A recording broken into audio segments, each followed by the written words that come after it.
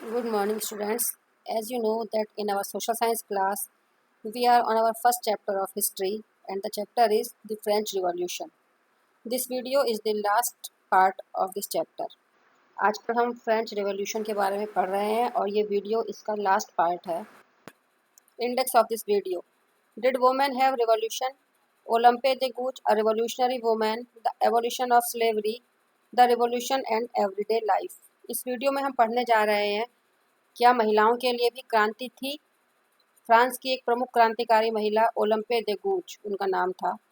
दास प्रथा का अंत और क्रांति और प्रतिदिन का जीवन, इनके बारे में इस वीडियो में हम एक एक करके समझेंगे. Did women have a revolution? जो ये फ्रेंच रिवॉल्यूशन हुई, ये क्रांति हुई, तो क्या ये क्रांति महिलाओं के लिए भी थी? Women were active participants in all the events of revolution. क्रांति की जो भी घटनाएं थी उन सभी में महिलाओं ने अपनी सक्रिय भागीदारी निभाई. वो एक्टिवली पार्टिसिपेट करती रहीं. They wanted to pressurise the revolutionary government to take steps to improve their lives. और उनका ये एक्टिव पार्टिसिपेशन जो था, इसके पीछे एक मोटिव था. उनका उद्देश्य था कि जो क्रांतिकारी सरकार है वो महिलाओं के महत्व को समझे और उनके जीवन को सुधारने के लिए कुछ कदम उठाए. Most of the women of the third estate had work to earn for living. तो थर्ड स्टेट की महिलाएं थी. थर्ड स्टेट क्या था उसको हम पहले जान चुके हैं कि फ्रांस सोसाइटी में उस समय 3 स्टेट थे. फर्स्ट स्टेट में पादरी लोग आते थे, सेकंड स्टेट में नोबल्स या सामंत आते थे और थर्ड स्टेट में बाकी सारी पब्लिक आती थी, जिसमें बड़े बड़े व्यापारी, छोटे व्यापारी, बड़े किसान, छोटे किसान, दस्तकार, घरेलू कामगार और डेली वेजेस वाले मजदूर, वो सभी आते थे. तो थर्ड स्टेट की जो अधिकांश महिलाएं थीं वो आजीविका कमाने के लिए वो काम करती थी. Most of the women were not educated and skilled, so they had to work as domestic servants. They sold flowers and vegetables. उस समय वो सभी महिलाएं शिक्षित नहीं थीं और उनके पास किसी विशेष काम का कोई प्रशिक्षण भी नहीं था. तो या तो वे घरेलू नौकर के रूप में कार्य करती थी या फिर वो मार्केट में फूल बेचने का, सब्जी बेचने का काम किया करती थी. Only the daughters of nobles and rich members of third estate got education in convents, and after that their families married them. केवल जो धनी परिवार की महिलाएं थीं, जो सामंत वर्ग के लोग थे या जो थर्ड स्टेट के धनी लोग थे, वो अपने घर की लड़कियों को पढ़ने के लिए कॉन्वेंट भेजा करते थे. लेकिन शिक्षा पूरी हो जाने के बाद वो परिवार अपनी लड़कियों के लिए योग्य वर ढूंढकर उनका विवाह कर देते थे. तो उस समय भी लड़कियों का जो मेन उद्देश्य माना गया था वो केवल विवाह तक ही सीमित था और विवाह भी उनकी इच्छा से नहीं बल्कि उनके परिवार की इच्छा से होता था. Working women had to care their families and to do all domestic works. जो ये थर्ड स्टेट की कामकाजी महिलाएं थीं, जो घरेलू नौकरों के रूप में या मार्केट में सब्जी फल आदि बेचने का काम करती थीं, उनको साथ साथ अपने परिवार की देखभाल और अपने घर के घरेलू कार्य भी करने पड़ते थे. Their wages were comparatively very low. और जो ये बाहर काम करने जाती थी वहाँ इनको मिलने वाली मजदूरी पुरुषों की मजदूरी की तुलना में बहुत ही कम होती थी. तो कुल मिलाकर महिलाओं की स्थिति उस समय काफ़ी ख़राब थी. During revolution period women started there political clubs and newspapers. There were about 60 such clubs and the most famous was the Society of Revolutionary and Republican Women. तो जब ये सारी क्रांतिकारी घटनाएं चल रही थीं, उसी दौरान महिलाओं ने भी अपने बारे में सोचा कि हमारे क्या स्थिति है देश में, और उन्होंने अपने राजनीतिक क्लब बनाना और कुछ न्यूज़पेपर निकालना शुरू कर दिया, जिससे महिलाएं एक उद्देश्य के लिए एकत्र हो सके और उनमें जागरूकता आ सके. क्रांति के समय फ्रांस में ऐसे लगभग 60 क्लब थे जो महिलाओं द्वारा चलाए जाते थे और जिनमें सबसे फेमस क्लब था the society of revolutionary and Republican women. The main demand of this club was equal political rights for women and right to vote, right to be elected in assembly and right to hold political office. जो इनका सबसे मुख्य मांग थी इस club की, वो थी कि महिलाओं को भी समान राजनीतिक अधिकार दिए जाएं. समान राजनीतिक अधिकार में 3 बातें शामिल हैं. पहली है राइट टू वोट, उनको मतदान का अधिकार दिया जाए. Right to be elected in assembly, उनको भी नेशनल असेंबली के लिए चुने जाने का अधिकार दिया जाए. And right to hold political office, और उन्हें भी कोई राजनीतिक पद प्राप्त करने का अधिकार दिया जाए. जैसे कि हम जानते हैं कि 1791 में जो कॉन्स्टिट्यूशन बना था उसमें वुमेन को पैसिव सिटीजन माना गया था. In the constitution of 1791 women were declared passive citizen. Passive citizen means निष्क्रिय नागरिक, और निष्क्रिय नागरिकों को मतदान का अधिकार नहीं दिया गया था। तो अब यहाँ महिलाओं की यही डिमांड थी कि उनको भी मतदान का अधिकार दिया जाए, चुनाव में खड़े होने का अधिकार दिया जाए, और उनको भी राजनीतिक पद प्राप्त करने का अधिकार दिया जाए। Now women were expecting the grant of this rights from the revolutionary governments. और अब जो क्रांतिकारी सरकारें आ रही थी, महिलाएं उनसे ये सारे राजनीतिक अधिकार चाहती थी। New laws in favour of women. The revolutionary government introduce some laws in favour of women. तो महिलाओं के फेवर में उनके राजनीतिक क्लब्स की डिमांड को देखते हुए, महिलाओं द्वारा की जाने वाली मांगों को पे ध्यान रखते हुए क्रांतिकारी सरकार ने कुछ नए कानून बनाए जो कि महिलाओं के पक्ष में थे। अब वो कानून क्या थे, हम उनको समझते हैं।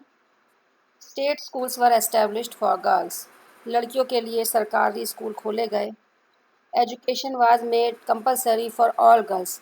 सभी लड़कियों के लिए शिक्षा को अनिवार्य कर दिया गया, वरना अभी तक क्या हो रहा था, केवल सामंत की या फिर धनी लोगों की लड़कियां ही पढ़ने के लिए कॉन्वेंट जाती थी। लेकिन अब जब ये सरकारी विद्यालय स्थापित हो गए और गर्ल्स के लिए शिक्षा को कंपलसरी कर दिया गया, तो सभी लड़कियों को पढ़ने का अधिकार मिल गया।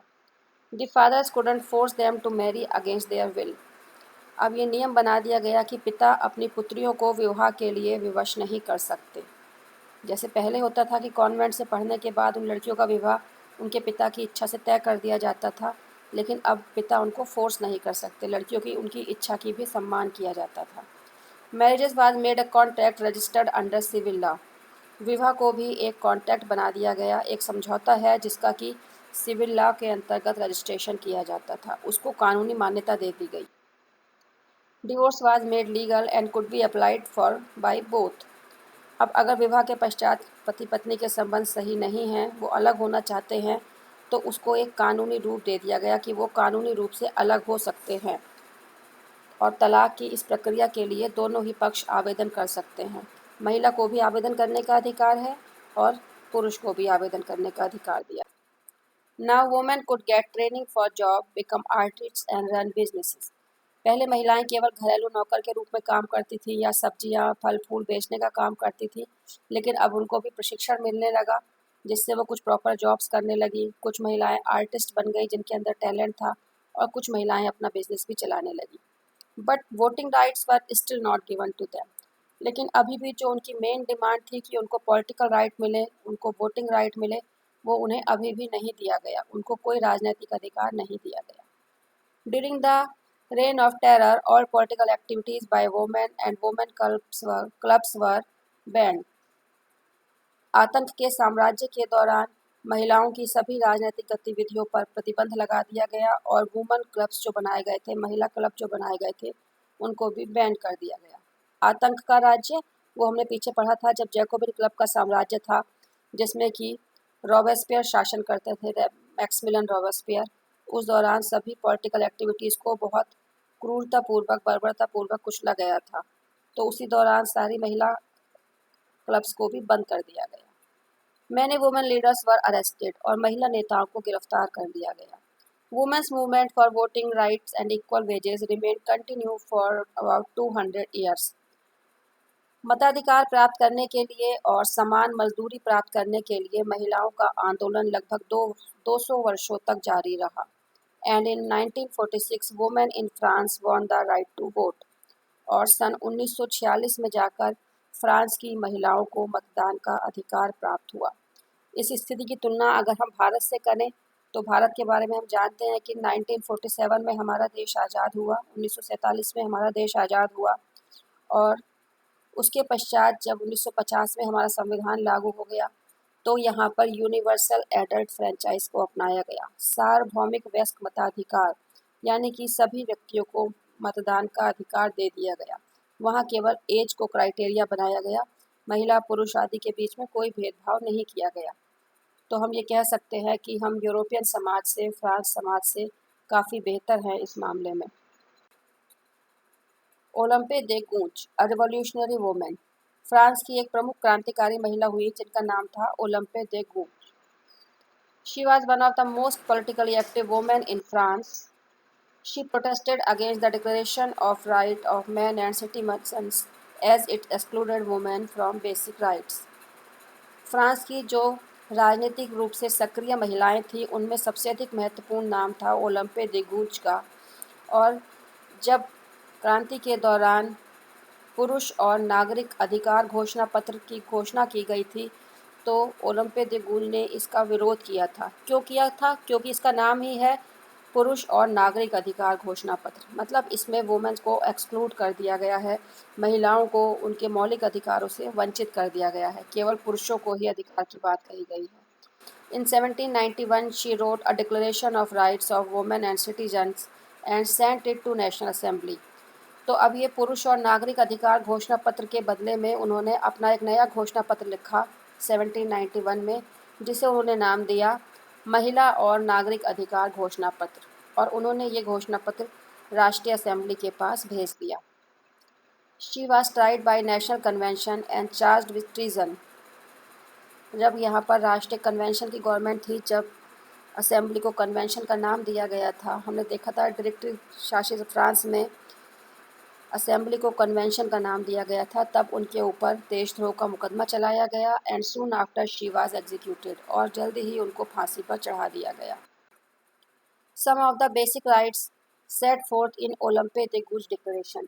तो ओलंपे दे गूज ने अपना जो ये एक घोषणा पत्र बनाया था, इसमें उन्होंने कुछ मौलिक अधिकारों की बात की थी जो कि महिलाओं के लिए ज़रूरी थे। तो वो मौलिक अधिकार क्या थे, अब हम उनको देखते हैं। Women is born free and remains equal to man in right. महिला जन्म से स्वतंत्र है और वो अधिकारों के मामले में पुरुषों के समान है। The goal of all political association is the preservation of natural rights of women and man. इसमें ये माना गया कि कोई भी जो राजनीतिक संगठन है, उसका मुख्य उद्देश्य महिलाओं और पुरुषों के प्राकृतिक अधिकारों की रक्षा करना है। And these rights are liberty, property, security and above all resistance to oppression. और जो ये मौलिक अधिकार हैं, प्राकृतिक अधिकार हैं, ये है स्वतंत्रता, संपत्ति, सुरक्षा और शोषण के विरुद्ध प्रतिरोध करने का अधिकार। The sources of all sovereignty resides in nation, which is nothing but the union of women and men. The sources of all sovereignty. Sovereignty means संप्रभुता। तो देश की सभी संप्रभुता जो है वो राष्ट्र में निहित है, नेशन में निहित है। और नेशन क्या होता है? A union of women and man. Nation का मतलब है महिलाओं और पुरुषों का एक संघ। तो कोई भी संप्रभुता वो राष्ट्र में निहित होती है, और राष्ट्र का मतलब महिलाओं और पुरुषों का संघ है। The law should be expression of general will, all female and male citizen should have a say either personally or by their representatives in the formulation. कानून का मतलब क्या है? कानून जन सामान्य की इच्छा की एक अभिव्यक्ति है। सभी महिलाओं को और सभी पुरुषों को अपनी बात कहने, कानून के निर्माण में अपनी बात कहने का अधिकार है, चाहे तो वो व्यक्तिगत रूप से कहें या वो अपने प्रतिनिधि के द्वारा कहें। It should be the same for all, और ये कानून सभी के लिए एक बराबर होने चाहिए। All female and male citizens are equally entitled to do all honours and public employment according to their abilities and without any other distinction than that of their talent. और ये सभी महिलाओं को और पुरुषों को अधिकार होना चाहिए कि वो अपनी योग्यता के, अपनी प्रतिभा के बल पर किसी तरह का भेदभाव हुए बिना अपना पद प्राप्त कर सके। तो मतलब जो भी महिला और पुरुष है, अगर उनके अंदर किसी काम को करने का टैलेंट है, तो उन्हें उस काम के अकॉर्डिंग पोस्ट मिलनी चाहिए, पद मिलना चाहिए, और उनके बीच में इस तरह का कोई भेदभाव नहीं होना चाहिए कि वो महिला है इसलिए उन्हें ये काम नहीं मिल सकता। No woman is exception. She is accused, arrested, and detained in cases determined by law. Women like men obey this rigorous law. कोई भी महिला कोई एक्सेप्शन नहीं है, अपवाद नहीं है। वो भी कानूनी प्रक्रिया द्वारा अपराधी ठहराई जा सकती है। एक्यूज्ड मतलब अपराधी ठहराई जा सकती है। अरेस्टेड अरेस्ट की जा सकती है। एंड डिटेन्ड और वो नज़रबंद की जा सकती है। तो महिलाओं को भी पुरुषों के समान इन कठोर कानूनों का पालन करना होगा। तो ये सारे अधिकार उन्होंने महिलाओं के लिए डिक्लेयर किए। द एबोलिशन ऑफ स्लेवरी, दास प्रथा का अंत या दास प्रथा का उन्मूलन। दास प्रथा क्या होती थी? जिसमें कुछ लोगों को गुलाम बनाकर, दास बनाकर रखा जाता था।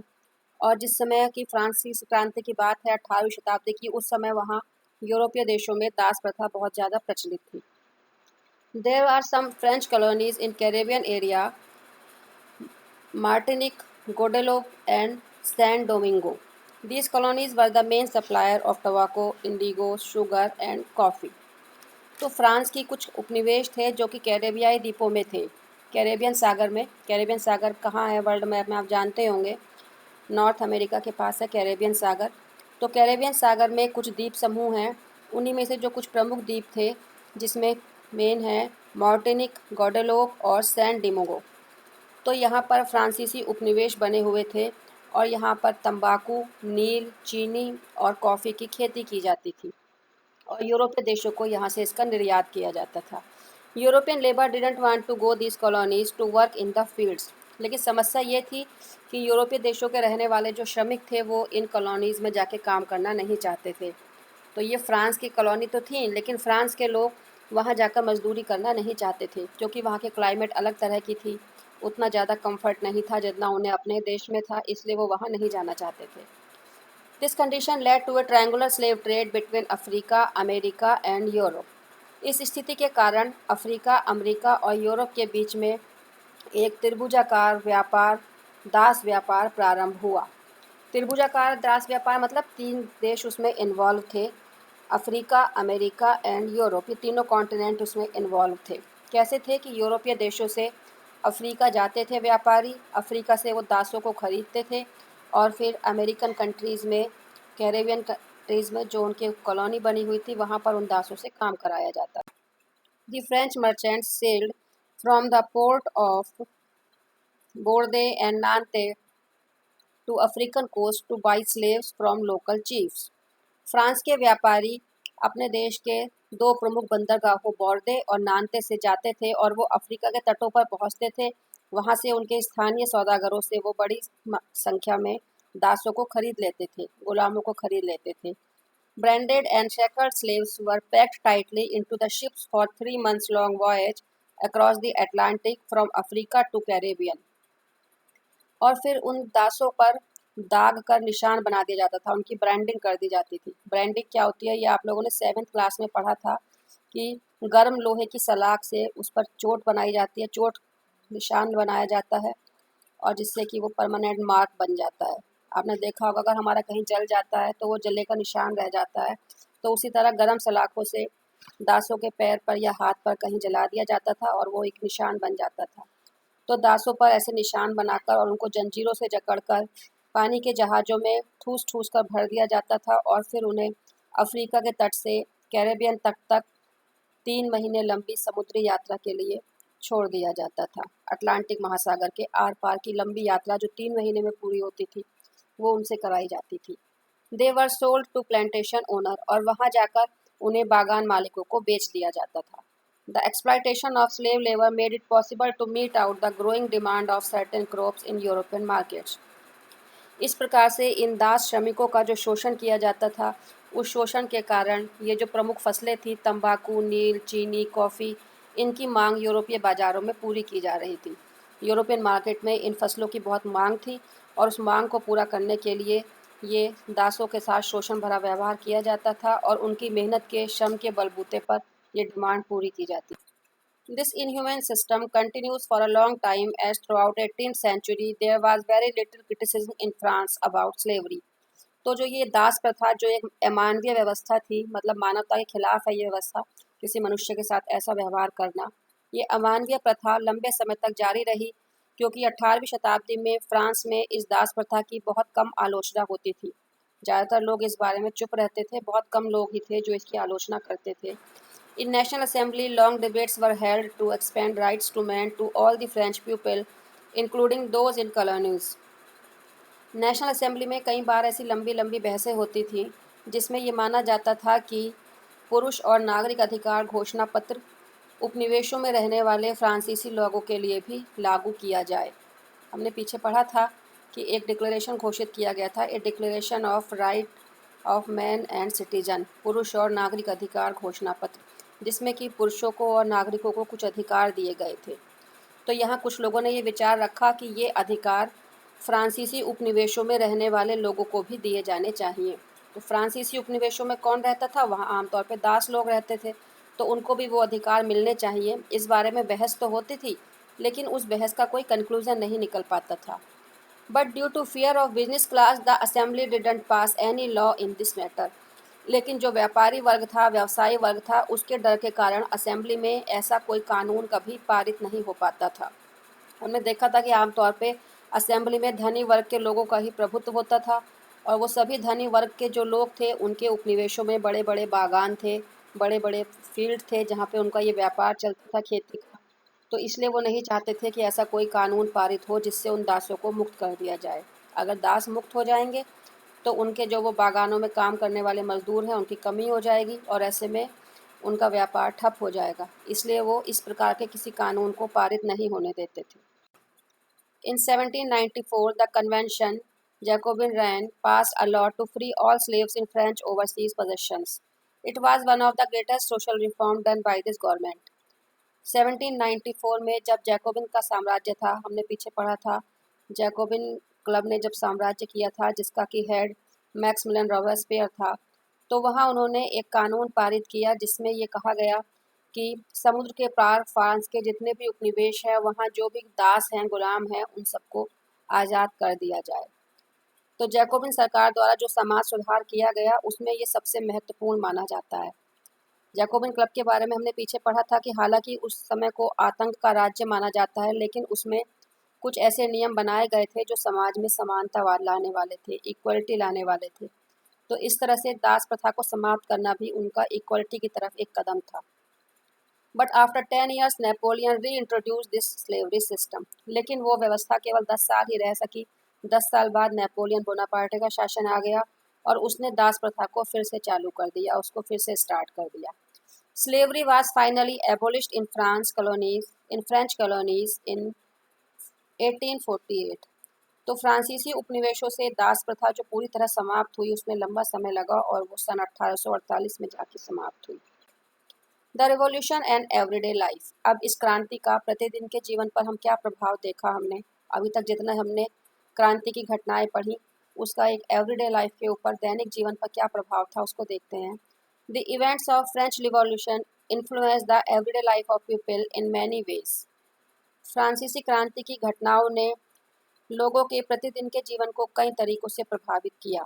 इन France, before the evolution of monarchy, all written materials and cultural activities could be published or performed only after the approval by censors of the king। तो फ्रांस में राजतंत्र समाप्त होने से पहले, यानी कि जब वहाँ राजा का शासन चलता था, उस दौरान एक सिस्टम था कि कोई भी सांस्कृतिक गतिविधि होनी है या कोई भी मटेरियल पब्लिश होना है, कोई लिखित सामग्री अगर छपनी है, तो उसके लिए पहले राजा की सेंसर टीम से परमिशन लेनी होती थी। राजा की अनुमति के बिना कोई लिखित सामग्री नहीं छप सकती थी और कोई सांस्कृतिक गतिविधि भी नहीं हो सकती थी। After the Bastille incident of 1789 the censorship was abolished by a law. लेकिन 1789 में जब वहाँ क्रांति हुई और बास्टिल वाली घटना हुई, बास्टिल की घटना क्या थी वो आपको याद होगा कि बास्टिल के जो जेल थी, वो किला था, उसको गिरा दिया गया था क्रांतिकारियों द्वारा। उस घटना के बाद एक कानून बनाया गया और उस कानून के अंतर्गत ये सेंसरशिप खत्म कर दी गई। The Declaration of Rights of Men and Citizens proclaimed the freedom of speech and expression to be a natural right। क्रांति के बाद जब नया संविधान लागू हुआ, उसमें पुरुष और नागरिक अधिकार घोषणा पत्र लागू किया गया और उस पुरुष और नागरिक अधिकार घोषणा पत्र में अब अभिव्यक्ति की स्वतंत्रता को एक प्राकृतिक अधिकार माना गया, यानी कि हर व्यक्ति अपने विचारों को व्यक्त कर सकता है और उनको किसी लिखित सामग्री में, यानी कि न्यूज़पेपर में आर्टिकल देके देना, बुक्स पब्लिश करना, मैगजीन पब्लिश करना या कहीं पर स्पीच देना, वो सब उसके नेचुरल राइट माने गए, उसके प्राकृतिक अधिकार माने गए। So many newspapers, pamphlets, books and pictures published about the events happening in France and reach to the people living in cities as well as in villages. इस क्रांति के दौरान बहुत सारे समाचार पत्र छपे, पैम्फलेट छपी, किताबें छपी और ऐसी तस्वीरें भी छापी गई जिससे फ्रांस की क्रांति के दौरान होने वाली घटनाएं सभी लोगों तक पहुंच सकें, शहर के लोगों तक भी और ग्रामीण क्षेत्रों के लोगों तक भी। जो लोग पढ़ना लिखना नहीं जानते थे उनके लिए पिक्चर्स भी छापी जाती थी, उनके लिए सिंबल्स यूज़ किए जाते थे, जैसे हमने पीछे सिंबल्स के बारे में पढ़ा है।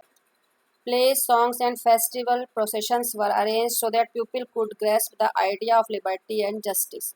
बहुत सारे नाटक बनाए गए, गीत लिखे गए और ऐसे कार्यक्रम, जुलूस आदि निकाले गए जिससे लोग स्वतंत्रता और न्याय के विचार को धारण कर सकें, लोग समझ सकें स्वतंत्रता और न्याय का क्या महत्व होता है. These ideas were written by philosophers, but only few educated people could read those writings. और ये स्वतंत्रता और न्याय के जो विचार थे, इन्हें दार्शनिकों ने लिखा अनेक अपनी पुस्तकों के माध्यम से. हालांकि कुछ पढ़े लिखे लोग ही उस लिखित चीज़ों को समझ पाते थे.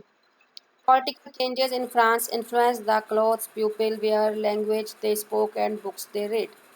तो फ्रांस में होने वाले सारे राजनीतिक परिवर्तन जो थे उसने लोगों के कपड़ों को, उनके पहनावे को, उनकी भाषा को, उनकी किताबों को, उनके जीवन के हर पहलू को उन्होंने प्रभावित किया. इस प्रकार फ्रांसीसी क्रांति समाज के हर वर्ग पर और समाज के हर पहलू को प्रभावित करती है.